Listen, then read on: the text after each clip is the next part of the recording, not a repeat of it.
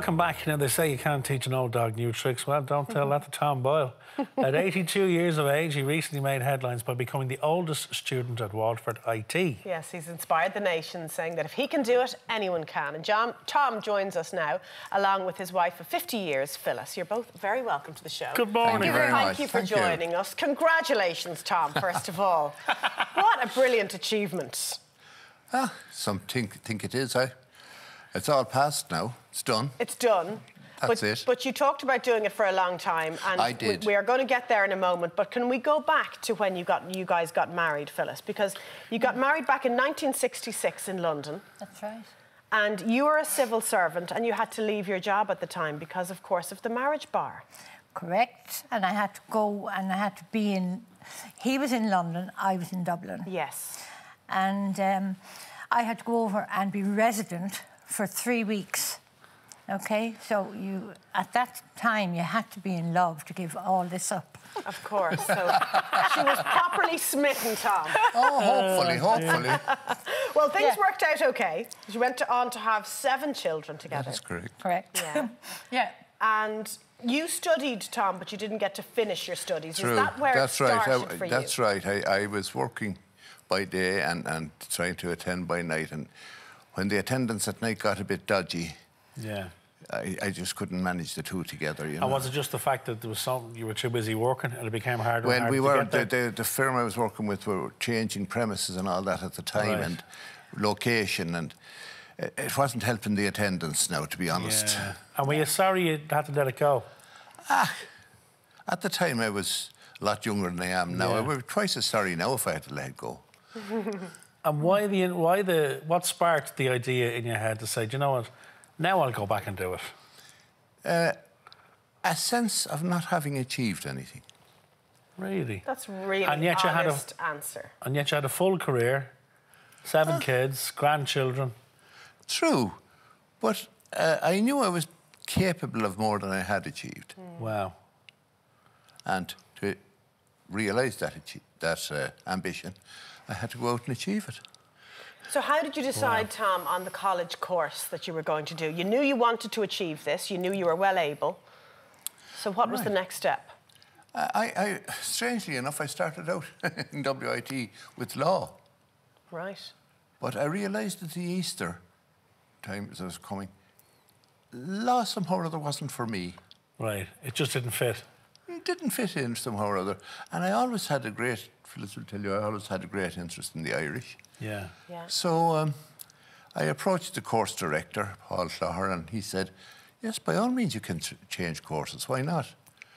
And I then approached him with the suggestion that, but could I get into second?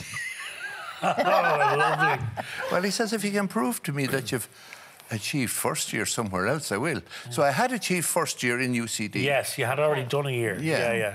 And passed it. Yes. So he accepted that, and I went into second year arts. Wow.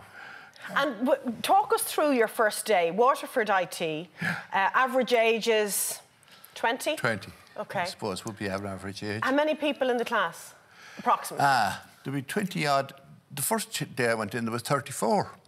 Here we are, some pics. Brilliant. 34 did not finish it, I might as well tell you. But even before you get to the first day, the first class, tell us about the journey you've to make to get to the college, because it wasn't a case of jumping in the car and driving down the road to the college, because you live in rural part of Waterford.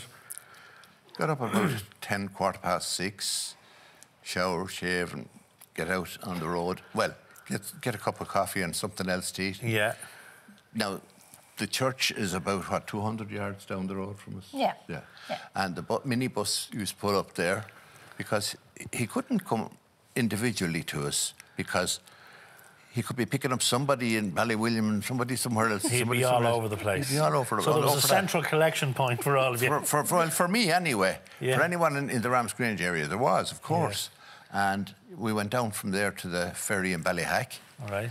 Joined the queue. Yeah, got on the ferry. Got on the ferry over the passage, and then in to Waterford. No, on the way there were other colleges in Waterford. And he had to drop people here and there as he was going in. So what time would you land in college at? I'd arrive in college by 8:30 anyway. Wow, OK. First class, 9:15. So you've done all of that kind of Phileas Fogg adventure before you even get to school. That's true, that's true. Ah, yes. Then, but it was enjoyable. Of course, it was part of it, I'd imagine. Ah, it was part of the enjoyment because the young people... I ought to mention this, that in my opinion, the young people of Ireland today are absolutely marvellous. Yeah. Oh, isn't that so nice? Ah, they're tremendous. Yeah. I have great hopes for the country with them, do you know? Well, that's great to hear. We're in safe hands. Oh, so I were they think so. welcoming when they realised? You have no idea how welcome. Quite a surprise to the rest of the class, were you? Yeah, a little bit. But then, to tell you the truth, I was like one of them.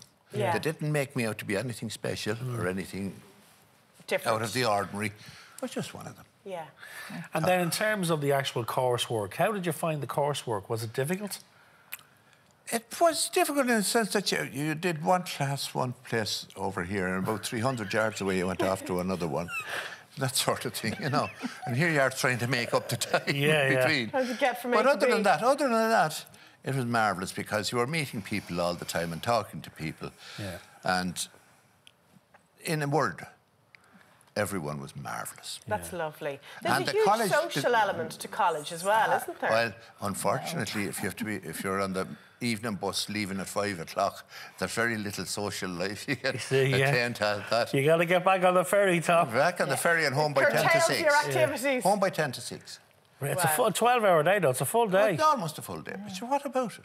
Well, this is true. This is true. Tell us then about, Phyllis, maybe I'll ask this of you, the day of the graduation.